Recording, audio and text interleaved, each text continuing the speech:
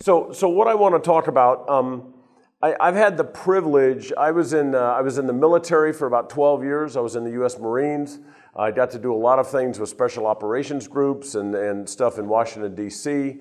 I moved into the corporate world and worked there, became a partner with Ernst & Young Consulting, handled global strategy around the world.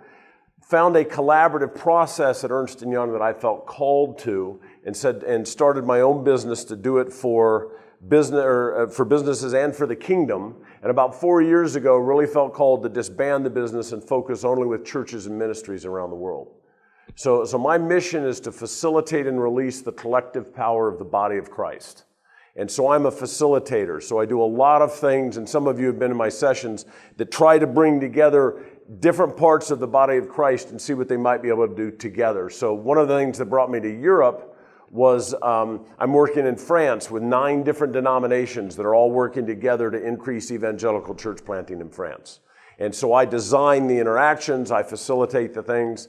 I'm here this week. I'll be in France in week after next. Then I come home for 2 weeks, then I'll be in South Korea. I come back, I go to Indonesia in July, Germany in September, and Budapest in November. And none of which I would have ever thought I was doing. God's just leading me on an amazing thing. But the reason Greg asked me to talk about this is in that interaction in the States and with churches literally everywhere from the West Bank in the Middle East to Indonesia, I've gotten to deal with all sorts of pastors, ministry leaders, and try to help them because I'm really an outside voice. I'm just trying to organize their conversations, and so I get to see a lot of different people, and he thought it might be good to be able to share with you just some of the ways I've interacted as an advisor. The idea is that maybe you are advising someone else. And I'm going to go through these slides fairly. I apologize you can't see that one too well. I think most of the rest are in white lettering. This is going to be advice for you on how to advise someone. You know, somebody asks you, hey, can I learn from you? Can you help me with this? What might be a way to interact with them? I'm going to have sort of 6 principles that I think pertain to you as an advisor. Things you need to think about how you interact with him or her. And then I'm going to have about 6 principles of things I think you can help them with. Things I've seen a lot of leaders struggle with. Okay? At any time, because it's probably the old military in me, at any time I start talking, I start moving, and I don't stop. And so if you have a question, if there's something that you need me to slow down, you need me to speak, a little slower, anything, just please raise your hand, let me know. Just interrupt at any time. One of the things I say on the side here is a trusted advisor. And this is a little different. I'm not talking about necessarily being a consultant. I'm not talking about being a knowledge expert. I'm not talking about somebody who says, I want a teacher.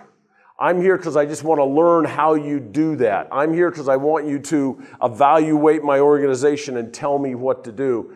Those are all different roles. To me, an advisor, the best description I can think of, and not that he was an advisor, but I think the best description I can think of is John the Baptist. And the reason for John the Baptist, the one man that Jesus said was above all men born of woman, is the line where John the Baptist says, when his disciples come to him and say, more people are following Jesus than you, and John the Baptist says, I must decrease and he must increase. To me, that's the role of an advisor. My job is to advise you so you can increase. It's not about me building my business. It's not about me making a name for myself as someone who coaches others. It's about an unselfish thing that says, what can I do for you that will help you be better? That's my take on advising. And some of the things I know I'm going to say here in the next bit might be different than you've heard, and they may not fit culturally.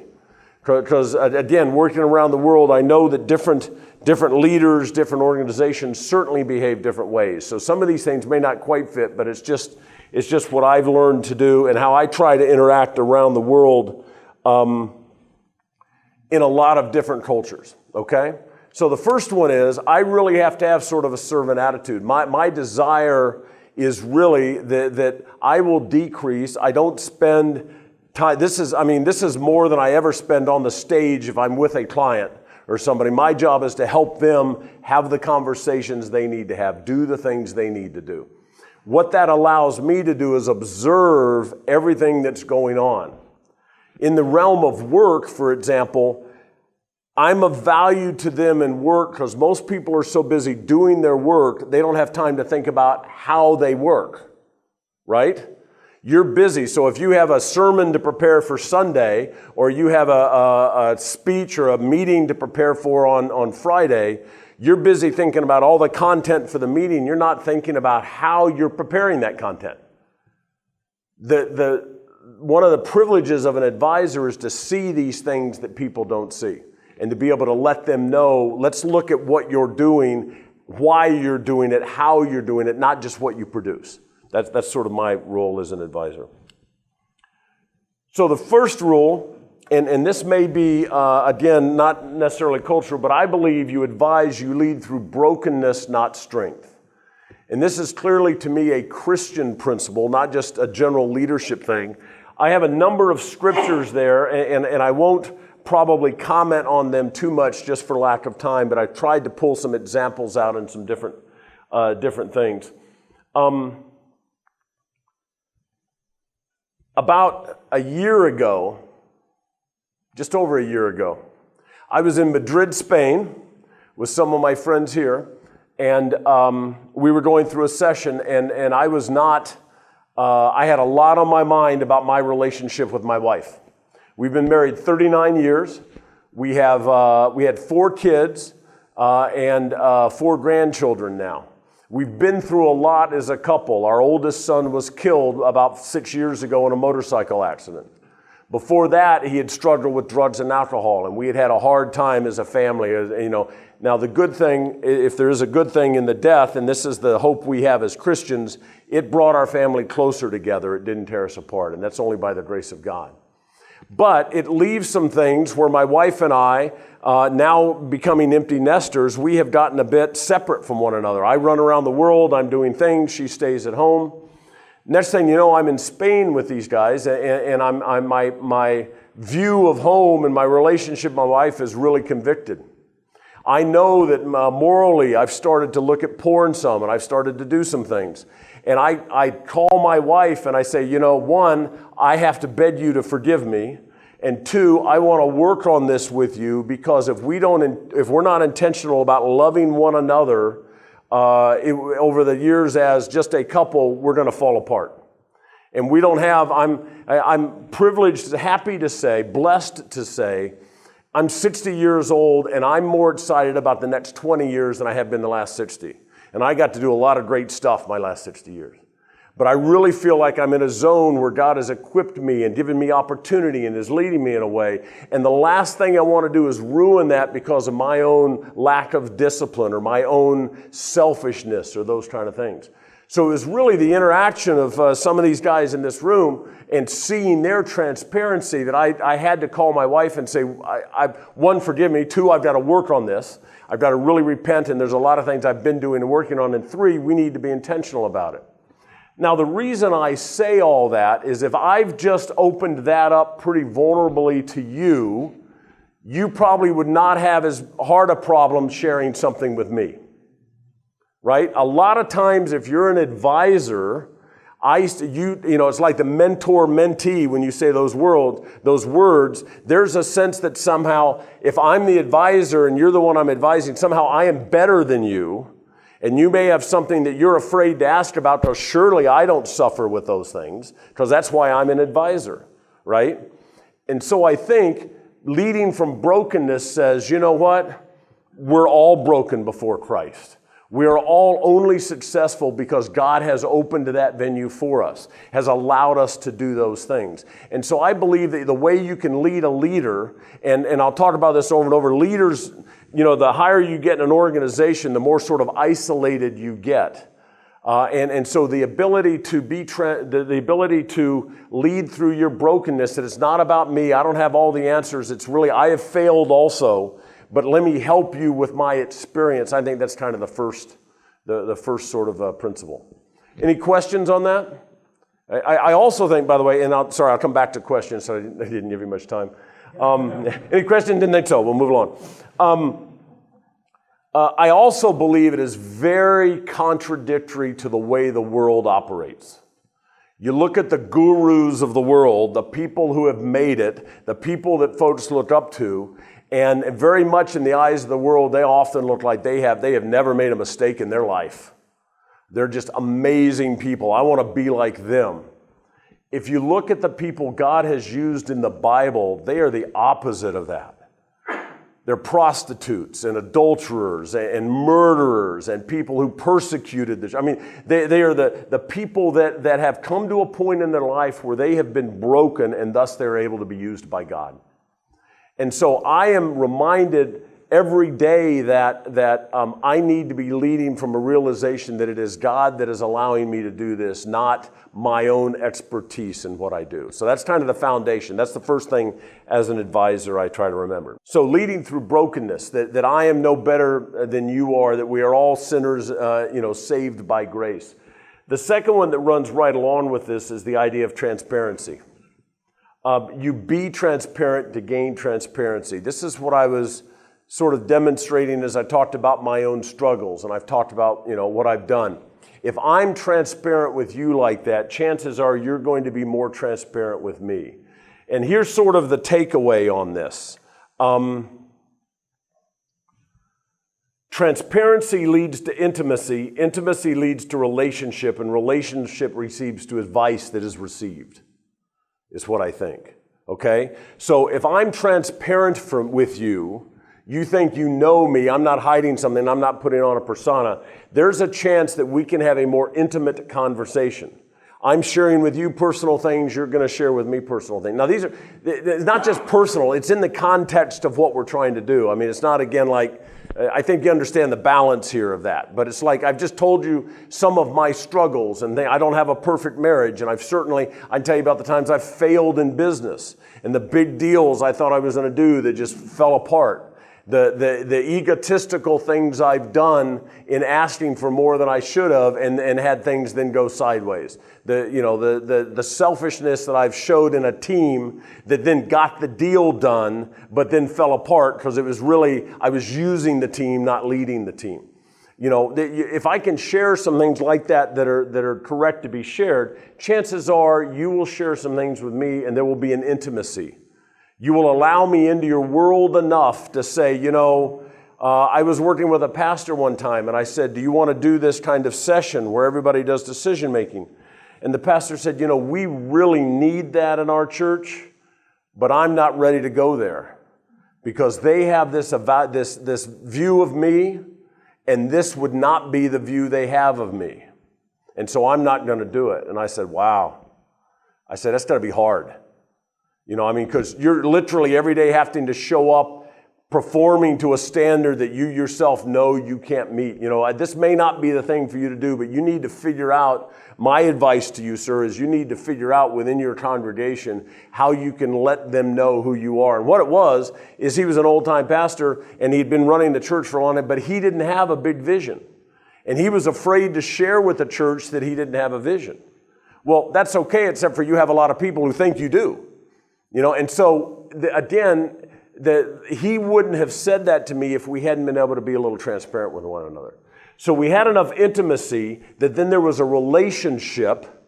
We knew each other in more than just a professional advice kind of thing. And thus, when I was able to give him some advice, hopefully it took root. And he was able to then talk to some people and do some things like that.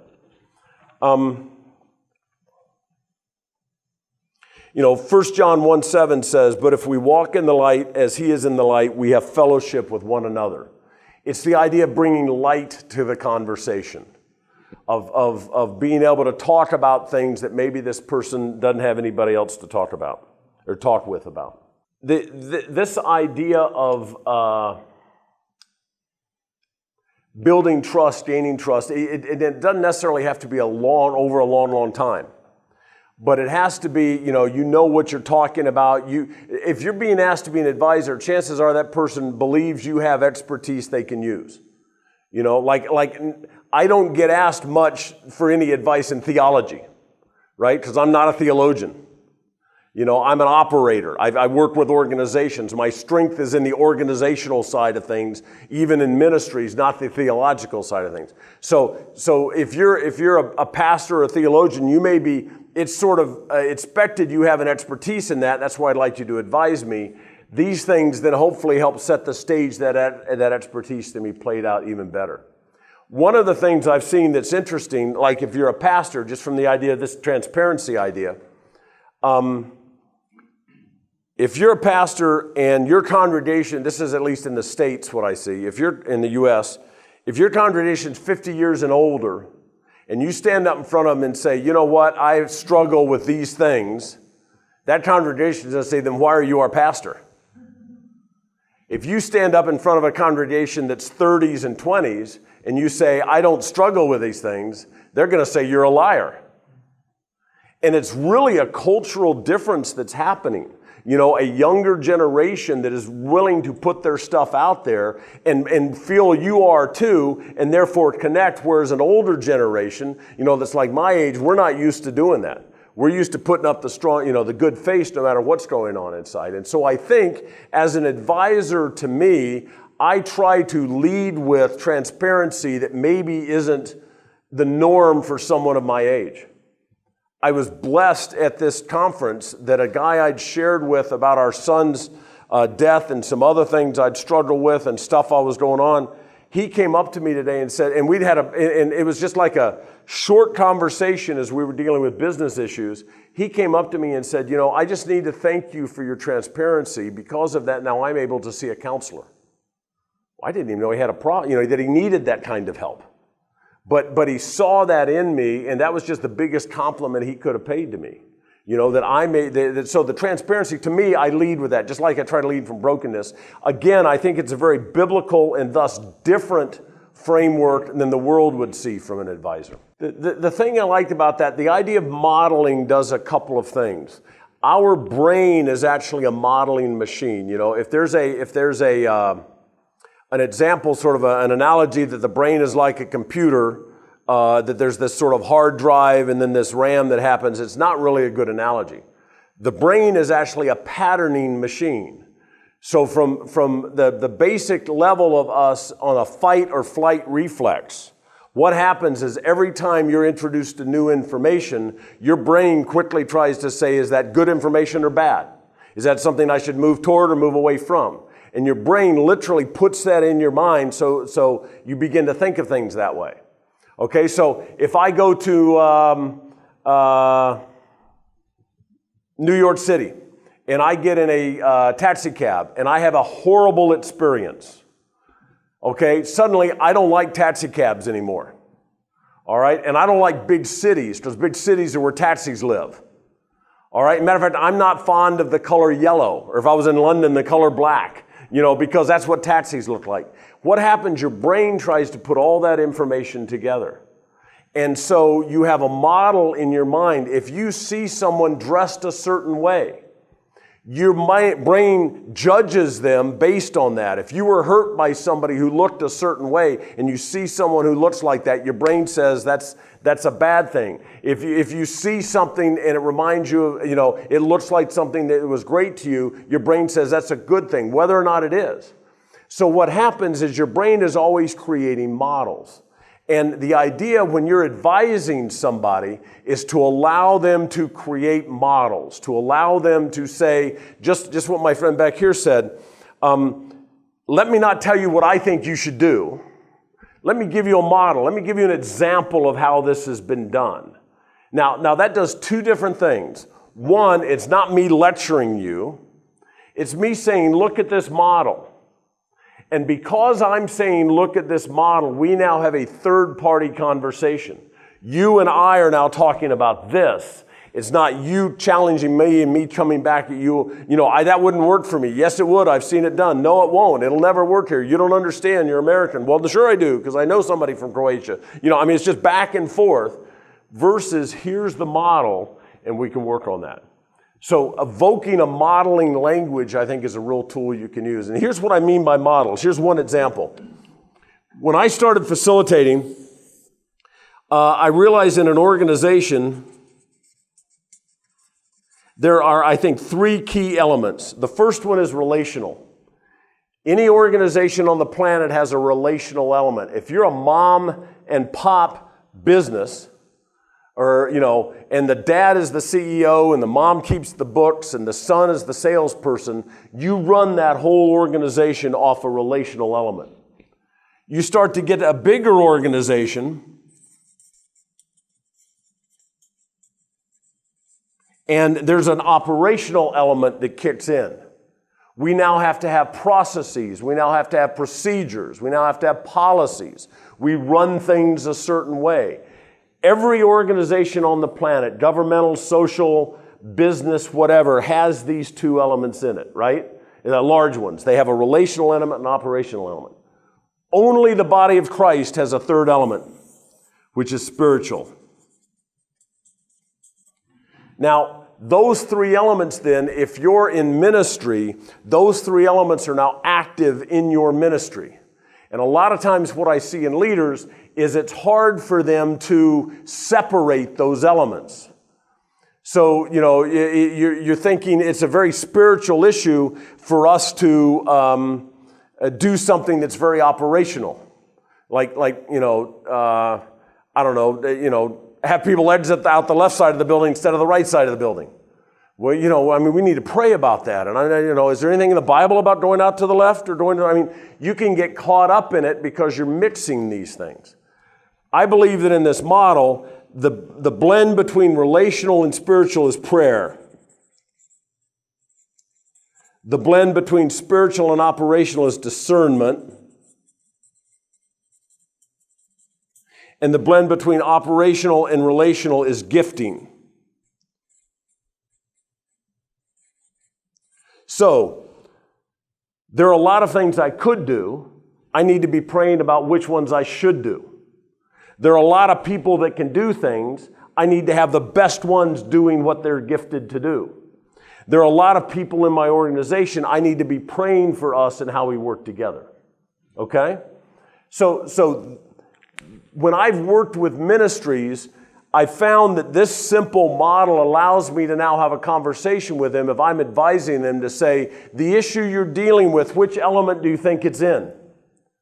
Is it an operational problem where you don't have the right people doing it? Or is it an operational problem you're not sure you're being led to do? Or is it a spirit, where is it? So my point to all of that is, one, this becomes kind of a useful model, I think, when you're having initial conversations with a ministry. But 2, now that I have that model up there, if we're having a conversation or something, I can say, tell me about your issue compared to this. Now we're talking about that. That's the power of modeling. If I say in your organization, I go, so the way you're organized is like this. No, let me do it a different way. I was with 2 organizations one time that were merging, 2 big companies. And they were all saying the same things. We're going to have leverage and synergy and market dominance. They were all saying the same words. There were 4 different executives. And I said, each of you go up to the whiteboard and draw a picture using a circle of what you think this company will look like after the merger. The first guy got up and drew this. Let's see. He drew this. The second guy drew this. The third guy drew this. And the last guy drew this. Okay, now the point was, this person that says there's one big company that's about to eat the other company, and this person that says life's going to pretty well be just like it is today, only there'll be 2 of us, are way off the page from one another. But the words they were saying were all the same. But when you asked them to create a model of what those words mean, it was a very different thing. So anytime you get a chance to evoke a model, I think it's helpful. And the 2 rules of models are, 1, no model's perfect, some are useful. Right? If I'm going to try to get you to say, well, you know how you could run this organization? You could run it like this. Well, that's not the perfect model. I mean, the church has suffered, in America at least, from that idea. We'll just do it the Saddleback way or the Willow Creek way. We'll just copy their model and we'll never have any problems as a church. Well, no model's perfect. The question ought to be, is that a useful model to help you do what God's calling you to do? So no model's perfect, some are useful. And the second one is the hardest model to change is one that works. All right, so you have a guy who this is the way they do things. They don't like the results of what they're getting, but they know the results they get when they do things that way. And it's risky to do things different. Okay, so does that make sense about modeling? A lot of times I think we tend to advise by saying, oh, you're doing that, let me tell you what I did in your situation, or I think you should do this. And now we're having this discussion, rather than saying, oh, so have you ever thought of doing something like this? Well, I would not do that part, I'd do it like this. And I do. Now you're getting to play, and it creates a more robust conversation, I think. So I think, this principle here, third principle, is when you can evoke a model, it's giving them options. It's not about telling them what you did. Well, let me tell you, when I was your age, this is what I did. Okay, it's not that kind of thing. It's like, well, here's some options you might consider. Let me give you one more thing on this. I'll do it here on the models. And this came out of my time in the military. When I was in the military, the way they used to give orders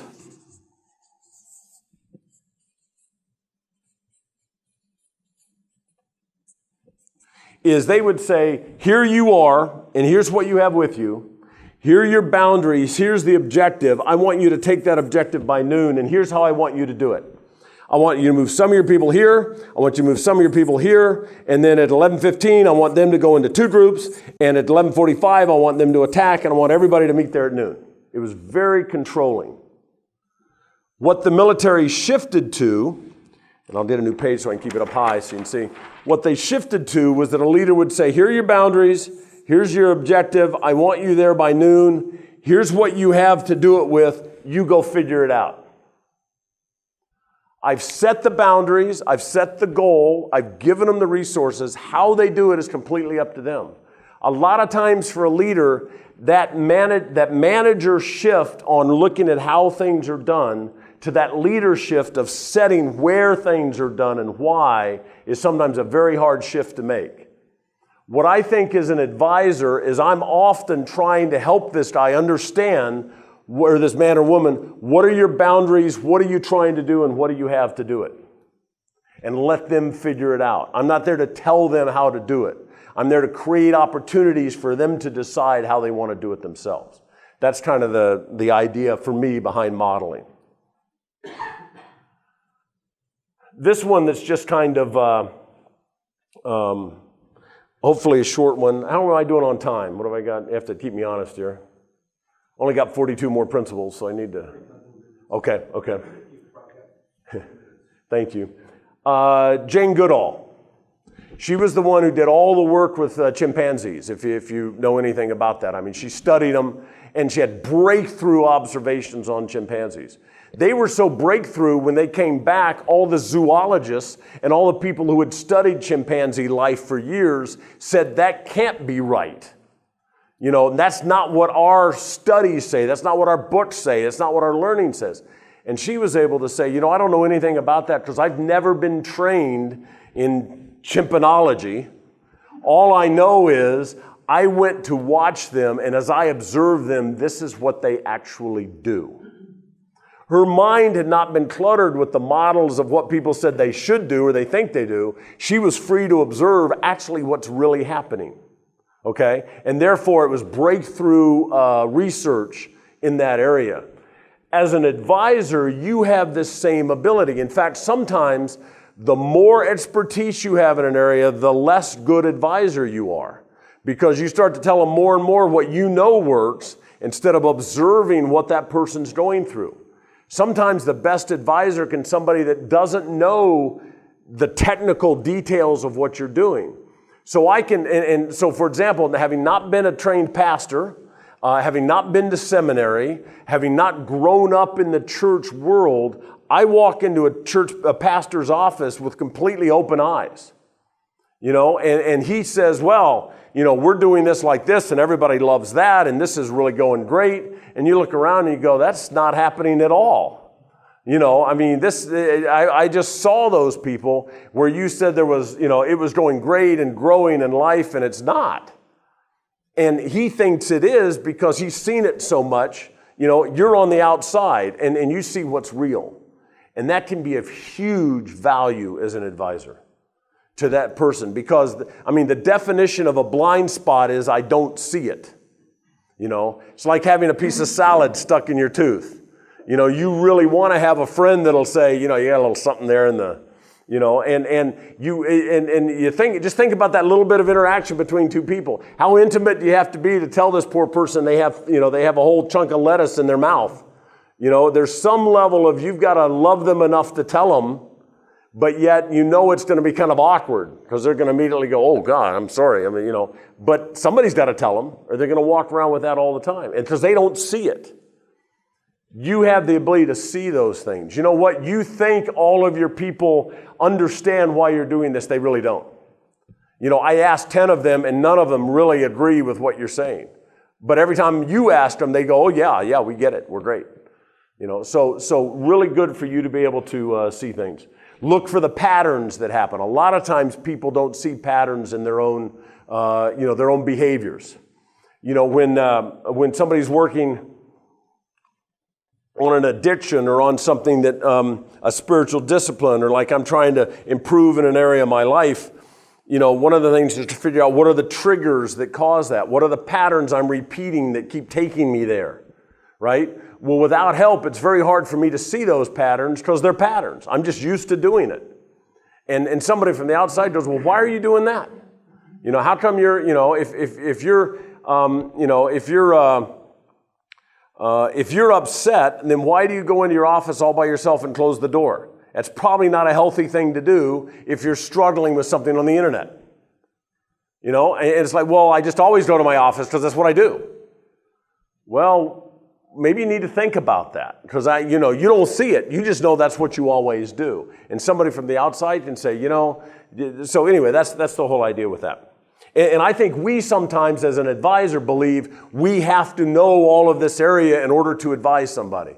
Sometimes all we got to do is be able to see the things that person can't see. Questions?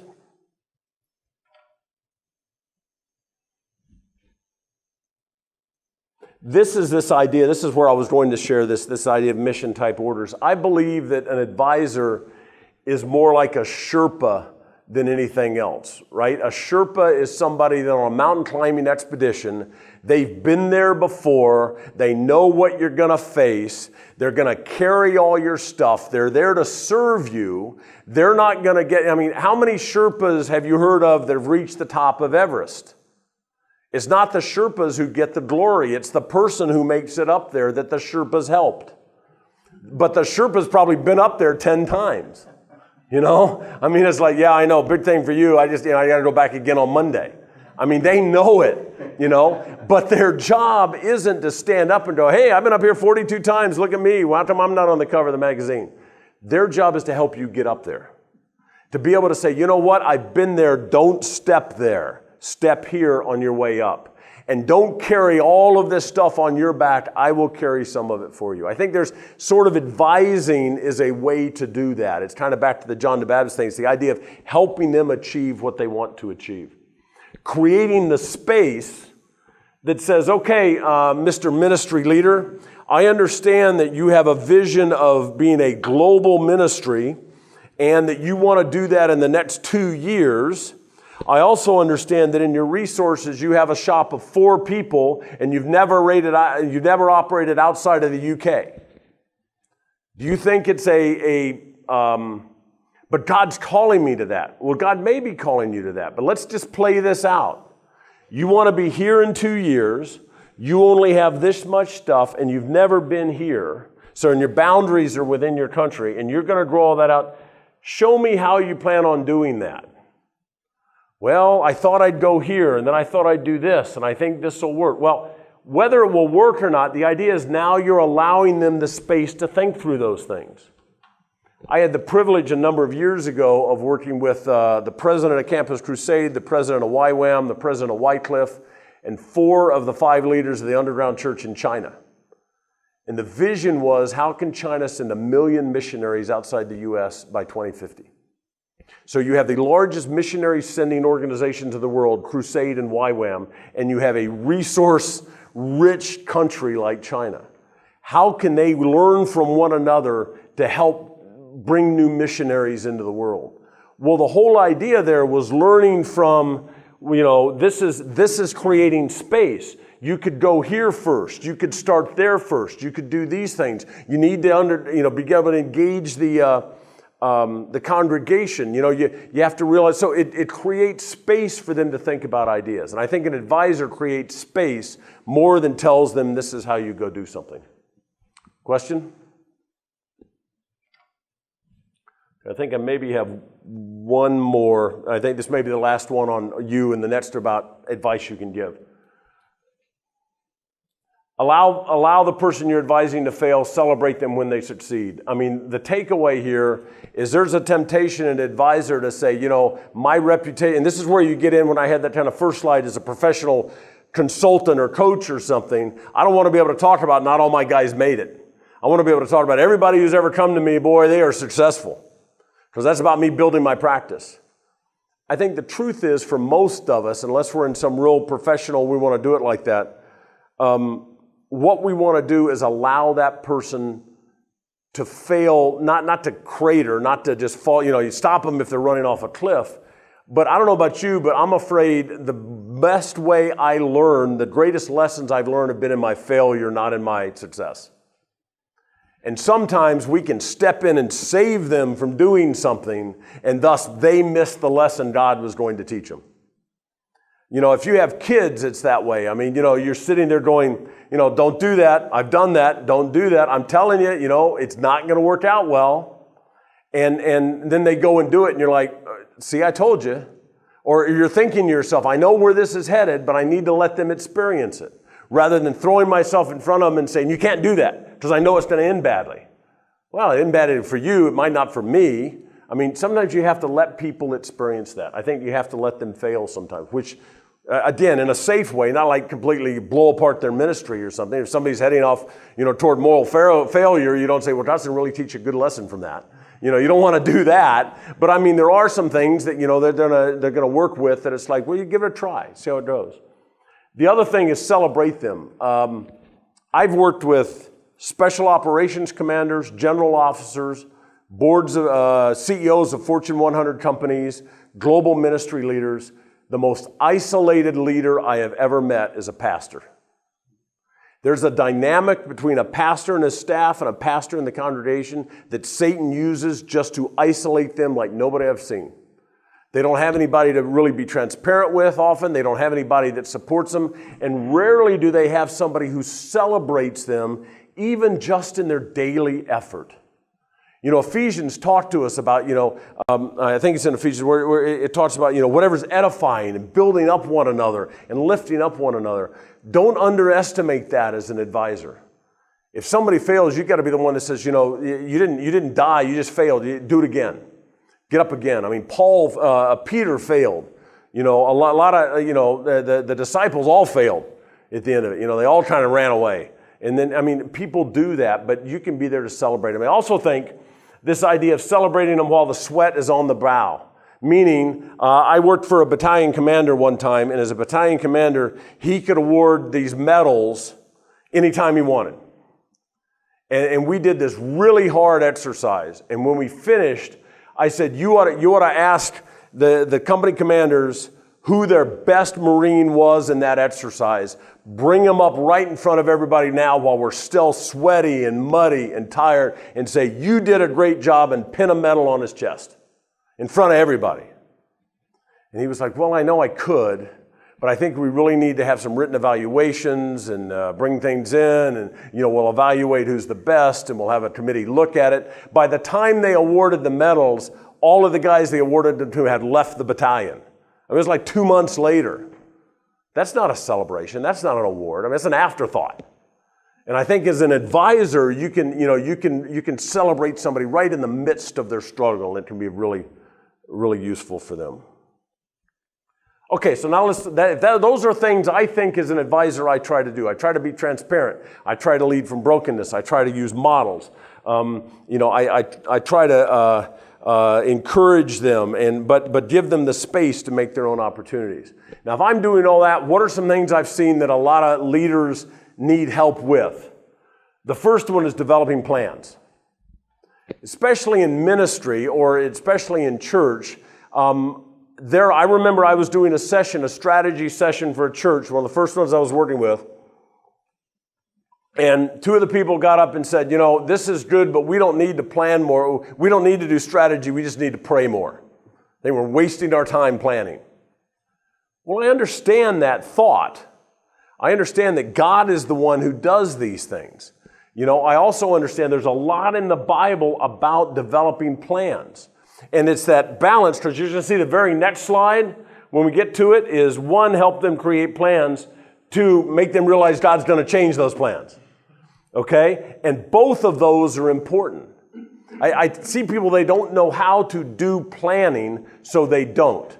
All right? And so here's just a couple of simple ideas around planning. Peter Drucker was the father of modern management. If anybody read Peter Drucker, do you know the name? He used to write big, thick books and that kind of thing, and we write 70 of them or something. And they're kind of hard to get through, but there's more wisdom in management. And he used to say for an organization, there are 5 questions you need to ask. The first one is, what is your mission?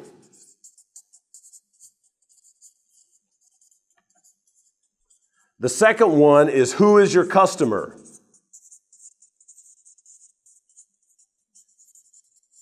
The third one is, what does your customer value? The fourth one is, I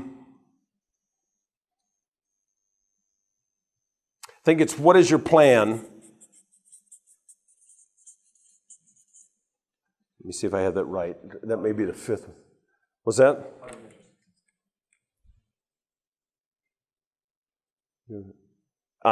Last one's plan. The fourth one is, what results do you expect?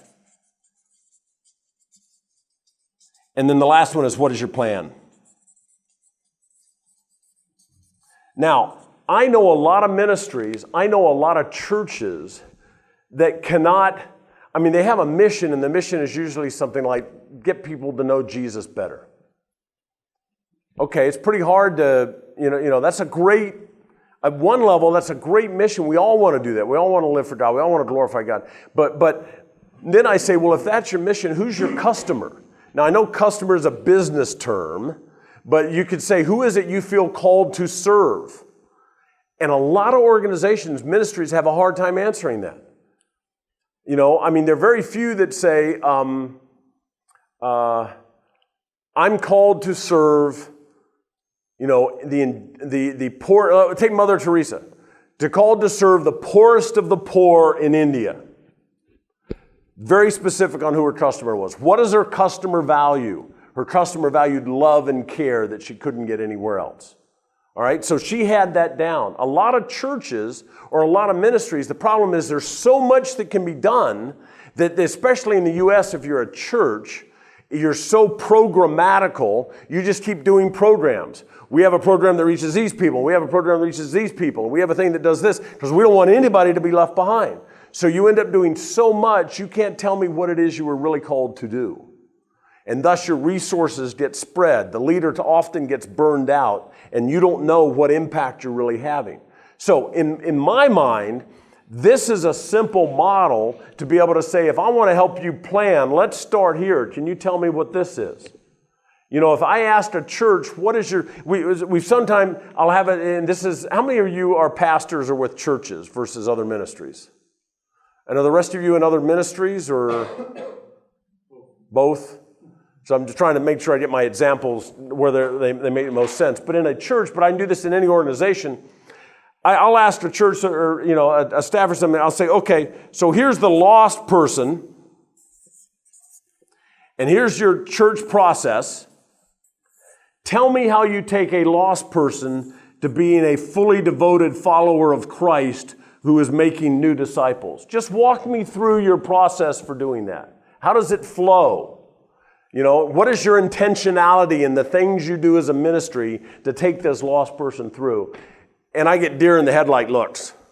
Well, we have a children's ministry, and we have we do this on Wednesdays, and we have kind of a, but sometimes, and again, as an advisor, they don't think, they're so busy doing all these parts, they've never stepped back to say, what are we getting from that? Where is it taking us? One other planning thing I do, and we just did it in where you guys were, is something I call the 4 Ps. And these are just 2 examples because I think they're pretty simple, but maybe they'll help you because it's not like creating a plan like I gotta have a 50-page document. Ooh, and I only got 10 minutes. The first P is purpose. And this says, what do I want to do, when, and why? If you ask a staff, okay, our goal is this year to reach the neighborhood around us. I'm sorry, let me say it this way. We all have a desire to impact this part of the city. Let's go around the table and say, if we were going to do that, what do you think we ought to accomplish, when, and by why? And you can come up with people who say, we can do it next week, and others that say it'll be years from now. If you're planning something, the question is, do you know what you want to accomplish, when you want to accomplish it by, and why you're doing it? If you know that, then I can begin to ask you, what are the 3 priorities that are important to make that happen? Not the 20 things, not the 50 things. The question I'll always ask somebody in planning is, if you could only do one thing, what would it be? One thing. Because leaders have all sorts of stuff they can do. And they have a very hard time having anybody tell them, get it down to one thing. And then so 4 Ps, this is priorities. Then I have the plan, which are what are the tasks for that priority, and then people, which are who's going to do these things. Most leaders think this way. I have an idea, and I know a guy who can get it done. And so they tell the person this idea, they run off and do it. They don't really know why that idea is happening. They don't really know maybe when it needs to be done by, and they certainly don't know how it prioritizes against all the other things this leader's told them to do. So sometimes just doing a plan that's that simple. The other question is, Peter Drucker would say, what's more important than your to-do list is your not to-do list. If these are 5 things you're now going to do, tell me what you're going to take off your plate to make space to do those. That's a way in planning that most leaders, again, they just don't see it, so they just get overwhelmed with things. All right, moving quickly. This one is just letting them realize that God will change those plans. You have to hold that plan loosely.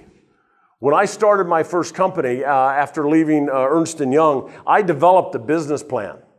And there was a lot of value in developing that plan. And you know what? The first step I took out on my own, most of it all just went right out the window.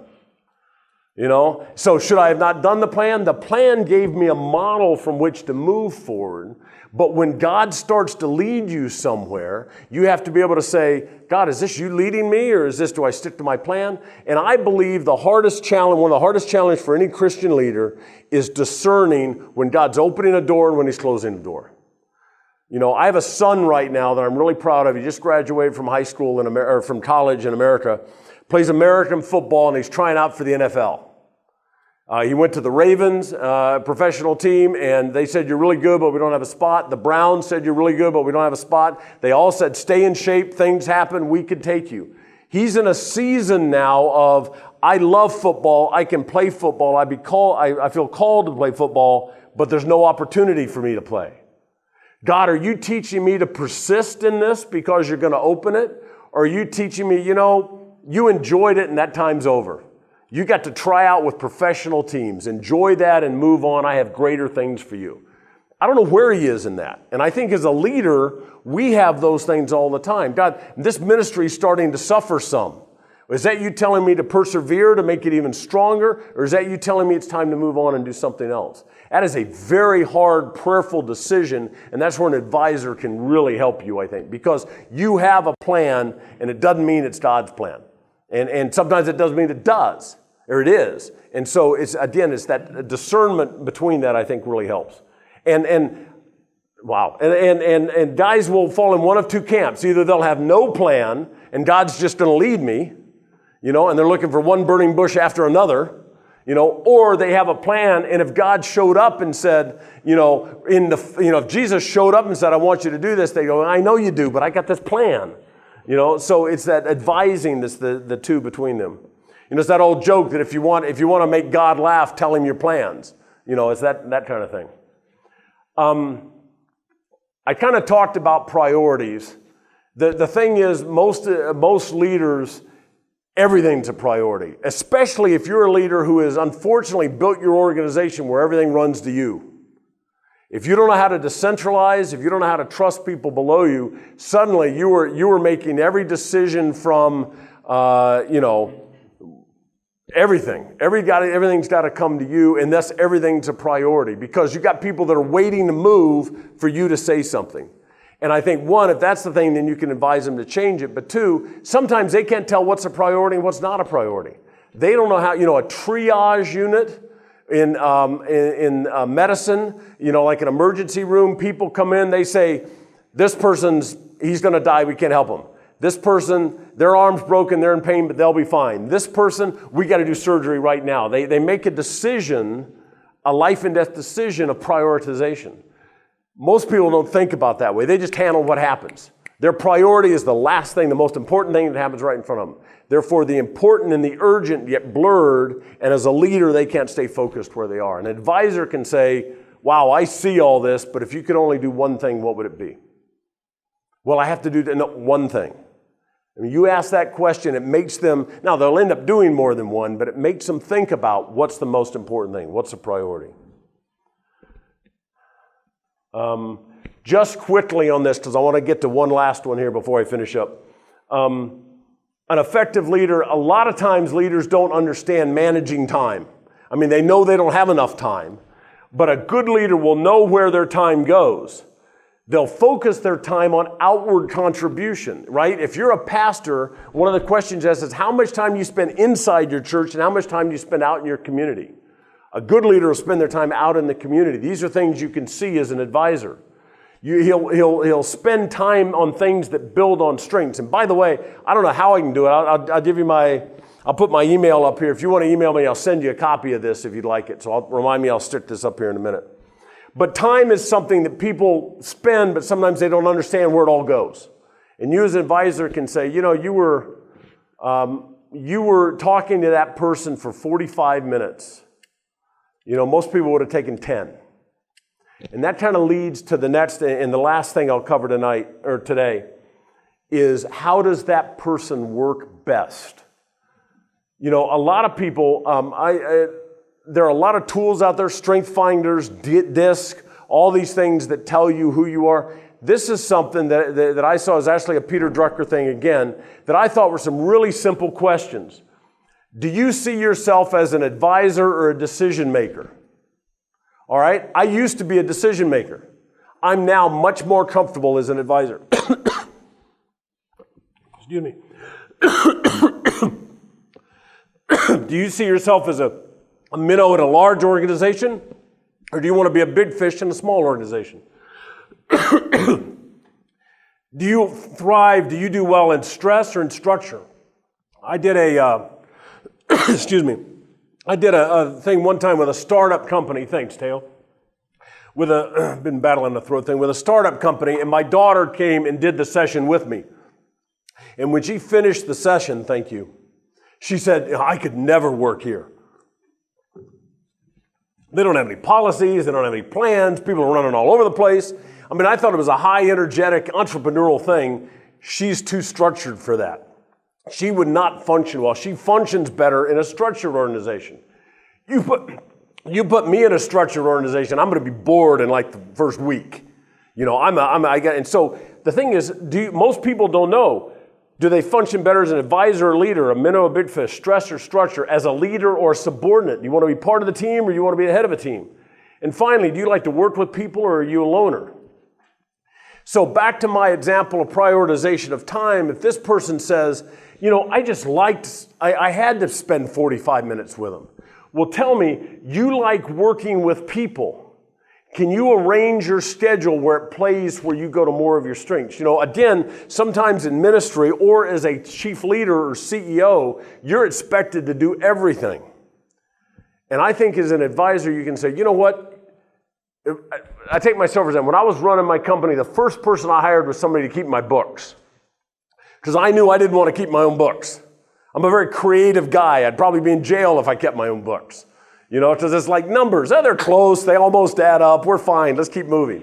You know, I needed somebody who would keep the books for me, right? Because I recognized my weakness. And not only did I have a weakness in it, could I have done it? Sure. And you know what? Every Monday when that bookkeeping day rolls around, I'd go moping into my office. You know, it'd take me twice as long to do it because I really don't want, there's no life giving there. There's no energy there. An advisor wants to tell people, play to where you get life, play to where you get energy, and try to get the other things out.